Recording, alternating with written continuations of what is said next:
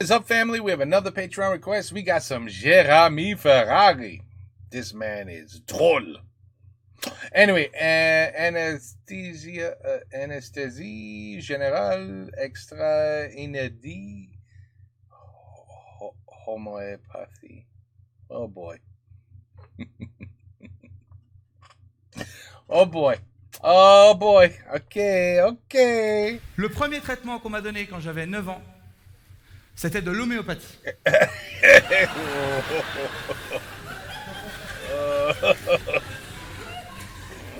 Gandhi a dit Gandhi. l'homéopathie guérit un plus grand pourcentage de cas que n'importe quelle méthode de traitement.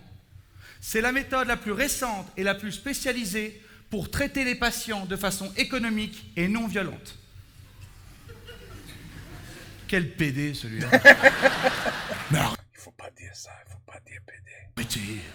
Qu'est-ce qu'il a fait Gandhi à part se promener toute la journée dans les rues de Bombay en robe de chambre? C'était bien la peine de libérer l'Inde des Anglais si c'était pour la laisser dans un état pareil. Hein. Enfin, vous êtes déjà allé en Inde? Moi, je les aurais laissés, les Anglais. Hein. Parce que moi, quand je prends l'Eurostar pour aller à Londres, j'ai pas un mec à côté de moi en train de faire caca avec une poule sur les genoux.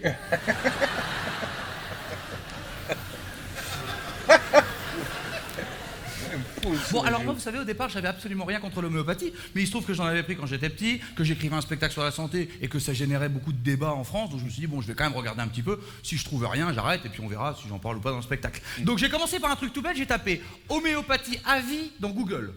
J'ai vraiment commencé comme ça, je vous jure que c'est vrai. Putain, homéopathie à vie dans Google. Oh, il se prenait des sauts de merde.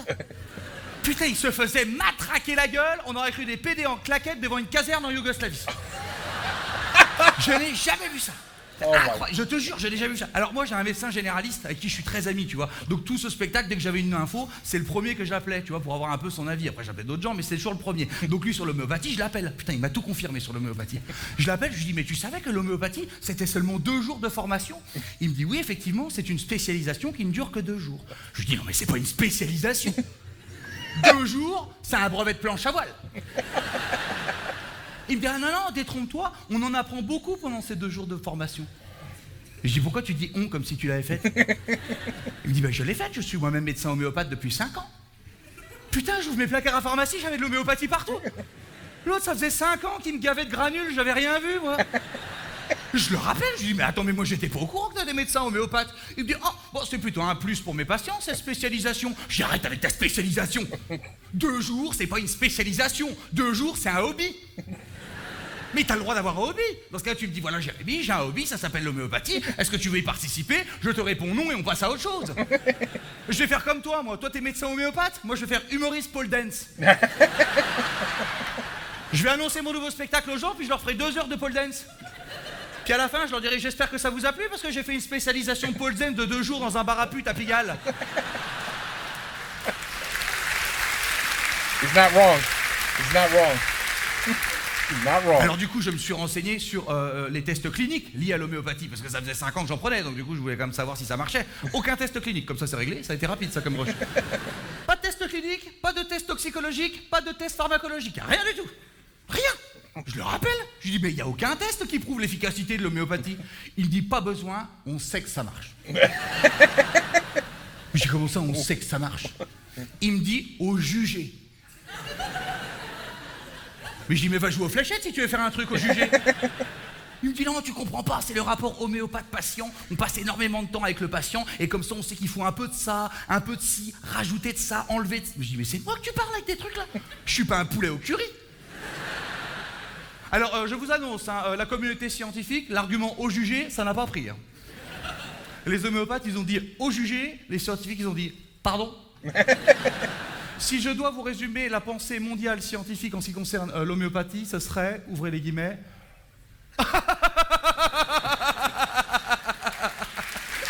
virgule. Virgule.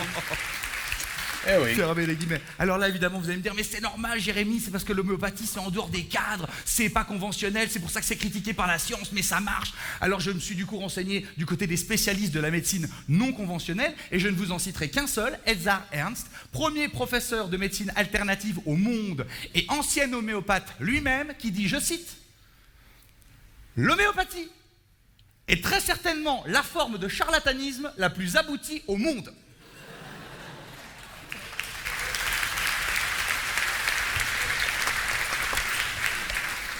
Alors ensuite, je me suis renseigné sur les ingrédients qui constituent les traitements homéopathiques. The ingredients, oh my goodness.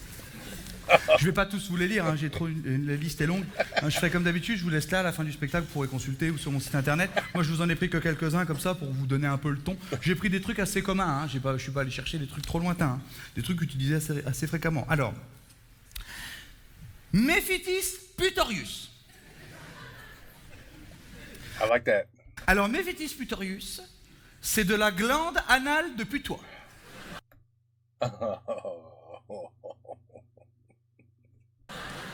Et c'est recommandé en cas de trouble du comportement. Alors c'est très vague, hein, parce qu'il ne précise pas lequel, hein, donc ça peut être n'importe quoi. Bah, trouble du comportement, c'est vague, hein, alors t'es comme ça. Tu mets les strings de ta mère. Tu vas dans des animaleries pour te branler sur des iguanes. Wow. Wow. What the... Ou bronchite. Bronchitis.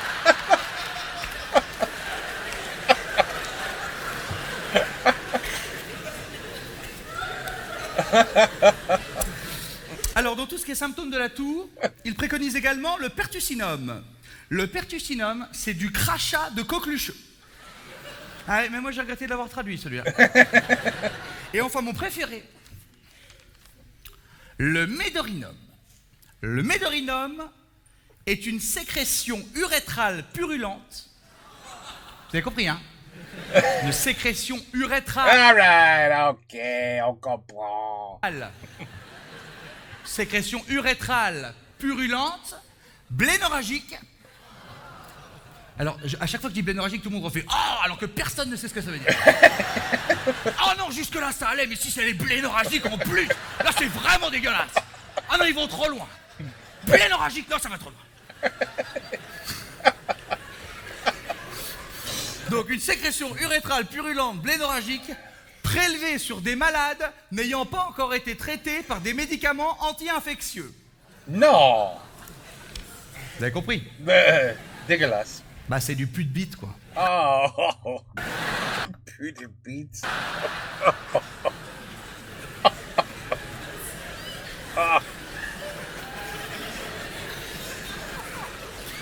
Voilà, après vous verrez, il y a plein d'autres trucs hein, sur la liste. Hein, Oui.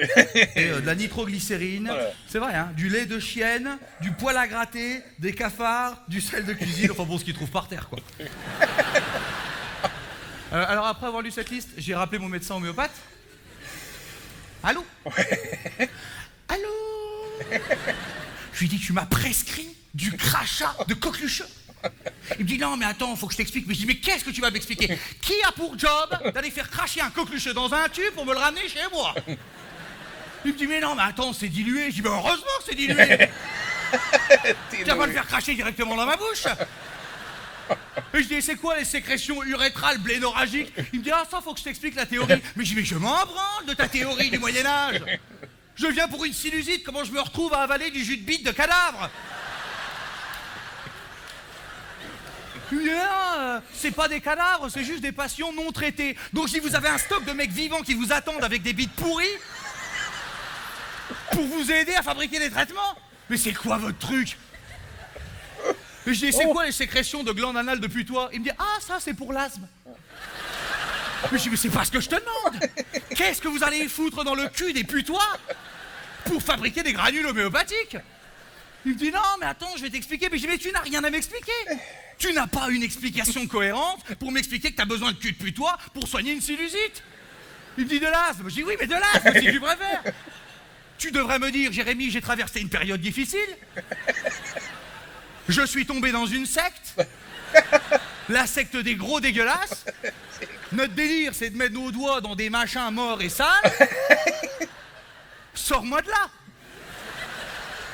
Ouh. De toute façon, moi, je vais tout balancer dans mon spectacle. Hein. Toi et ta bande de petits copains, vous allez avoir des problèmes hein, à faire bouffer du cul de puto aux gens. Sans aucun test clinique. Je dis, je connais la loi, hein, vous allez tous finir en tôle. Il me dit, ah non, non, on n'ira pas en prison, on a une loi qui nous autorise à faire ça. Je se fout de ma gueule. J'ai épluché le code de la santé publique, ils ont une loi. Je vous jure que c'est vrai. Ils leur ont fait une loi, ces fils de pute, qui les autorise à faire de la médecine avec du sperme de momie sans aucun test clinique. Mommy sperm. Aïe, aïe, aïe. Loi d'exception au nom de la tradition. Alors bon, après, essayez de me rassurer. Mais Jérémy, t'inquiète pas, tu sais, c'est tellement dilué en homéopathie, peu importe les ingrédients, nanana. Alors du coup, je me suis renseigné sur la dilution. Bon là, il m'avait pas menti, c'est vrai que c'est difficile de faire plus dilué. Alors pour vous expliquer la dilution, je vais vous prendre le médicament le plus vendu par les laboratoires Baron, l'oscillococcinum. Vous connaissez tous, hein, vous avez déjà vu le truc, hein. Donc ça, c'est conseillé en cas d'état grippaux. Hein. Alors, l'oscillococcinum, c'est donc du foie de canard putréfié pendant 30 jours. Ah, c'est du foie quoi? Non. Hein? Donc on reste bien dans le thème de la dégueulasserie.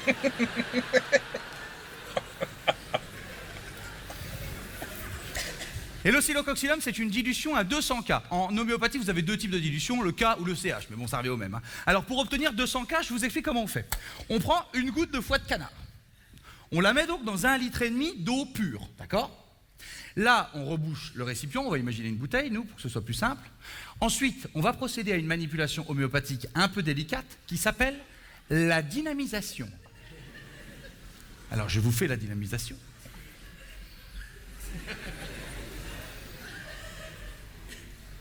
Et voilà. Ben ça, c'est déjà un jour sur les 2 jours de formation, hein. Ah bah, tu te mets pas à dynamiser n'importe comment, hein. T'es pas un barman. C'est de la science, hein.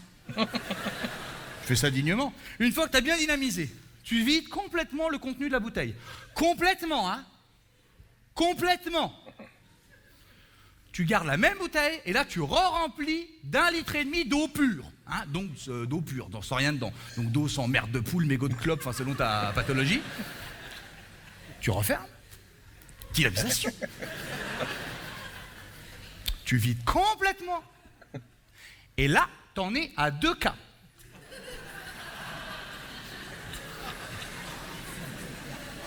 Ils ont fait ça 200 fois pour le oscillococcinum. Bon, alors, nous, on est bêtes. On a tendance à se dire...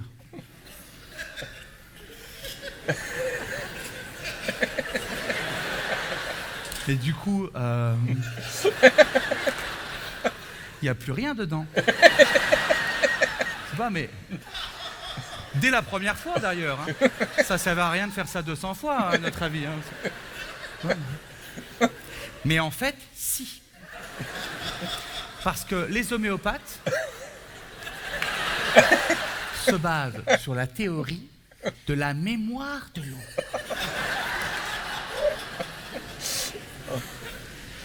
Laissez-moi vous conter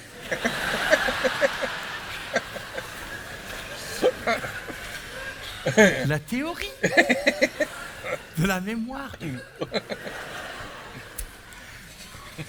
La théorie de la mémoire de l'eau est une théorie très très ancienne, ce qui n'est jamais très bon signe pour une théorie.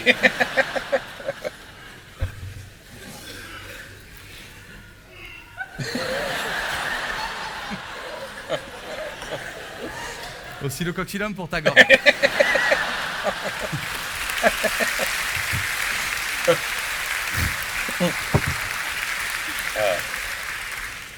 Donc, la théorie de la mémoire de l'eau suppose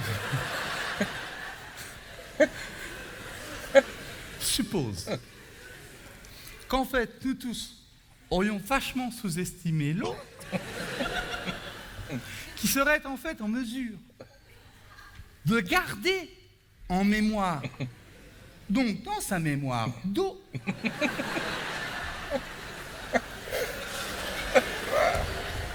C'est quoi? L'électromagnétisme de la molécule de départ.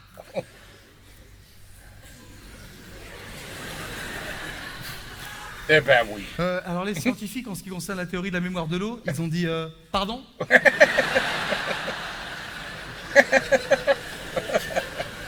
Mais vous auriez des preuves à nous apporter? Alors les homéopathes se sont dit ouais, on a plein de preuves à vous apporter, mais on vous les apportera plus tard parce que là on est dans la forêt, on essaie de faire rentrer un spéculum dans le cul d'un hérisson.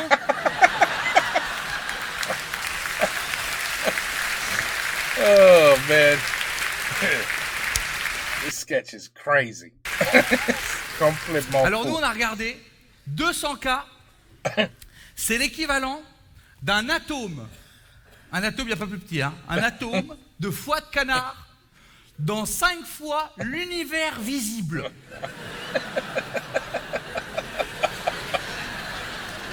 C'est-à-dire que quand Armstrong dit « Moi, je suis allé sur la Lune », les mecs de chez Boiron font « Ah, c'est tout !»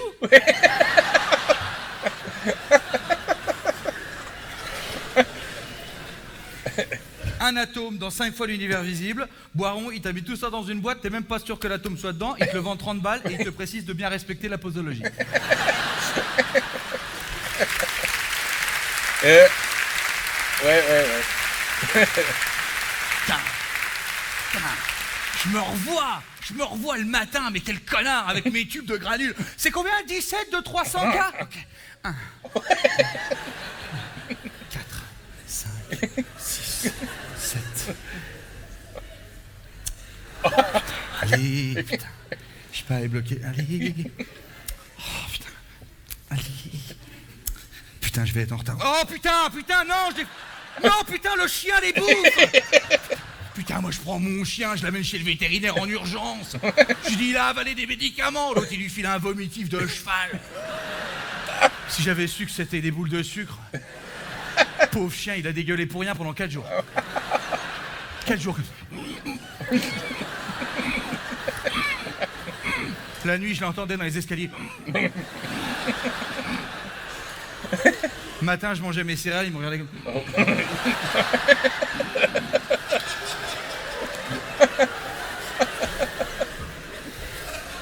Oh là là. Ah oui, alors très important, ne m'envoyez pas par email vos témoignages liés à l'homéopathie. Je veux pas recevoir de mail me disant « Oui, mais moi, j'avais un bouton de fièvre, il passait pas depuis 25 ans, et il y a que le caca d'autruche qui m'a soulagé. Le Cacalius ostruchus en 350 cas. » Ça s'appelle l'effet placebo, ne venez pas m'emmerder avec vos conneries. Ostrich shit. Agnès Buzyn, notre ministre de la Santé, elle le sait très bien, hein, ça. Hein. Oh. C'est pour ça qu'elle dérembourse. Hein. D'ailleurs, c'est pas la première. Hein. C'est pas du tout la première. Hein. L'homéopathie, il y a quelques années, c'était remboursé à 65%. C'est juste que petit à petit, il dérembourse. Quand tu pars du lit, tu veux pas réveiller l'autre.